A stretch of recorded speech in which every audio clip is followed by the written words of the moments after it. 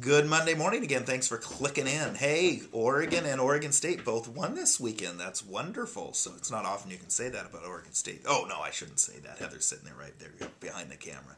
Couple things this morning I want to touch on. The tax credit, the famous $8,000 tax credit. Remember that expires on November 30th. So if you have buyers that are hoping to buy a house with that first-time home buyer tax credit, they better be in escrow this week and make sure you talk to your lender first.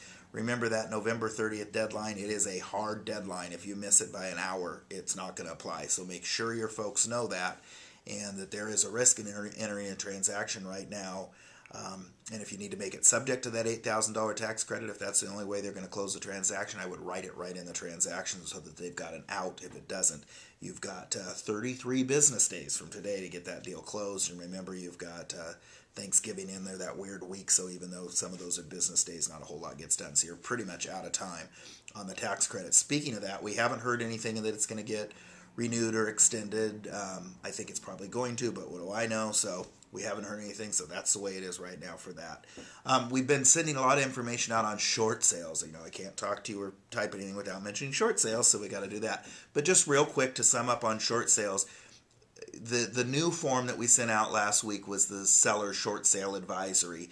That is an internal form. So you've got your ORF forms, which is the seller or buyer short sale information sheet or whatever it's called, plus you've got the short sale addendum on a short sale transaction. But the short sale advisory for sellers, the seller short sale advisory, is an in-house form. Just make sure to have your sellers sign that. That was the one we sent out last week. It simply says that there may be tax consequences and they may not be relieved of their debt. So good disclosure there for you to use.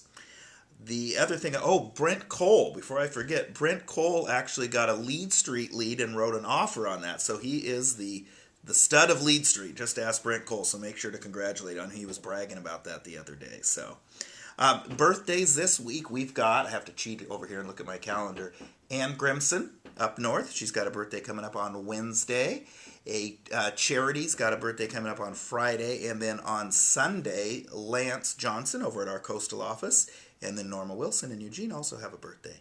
Another Remax anniversary that I want to bring up, Linda Falcone, who we all know is going through a very, very hard time in her life. She's been with Remax. It'll be 8 years this Thursday. I went and saw Linda on Friday afternoon for a little bit, and what a I've been talking to a lot of agents that have gone over to see her. Linda, as most of you know, is in the final stages of cancer, and what a character and a class act. Linda, even in this not so good time, no matter how you want to say it, was just herself, and she was Linda. So that's just wonderful. And thank you for everybody that's gone over and visited Linda. She was mentioning that there's agents that she's known for years that have gone over and visited, agents that she barely knows that have gone over and visited. She's very plugged in electronically, always has been. So send her an email if you're comfortable doing that. Say hi.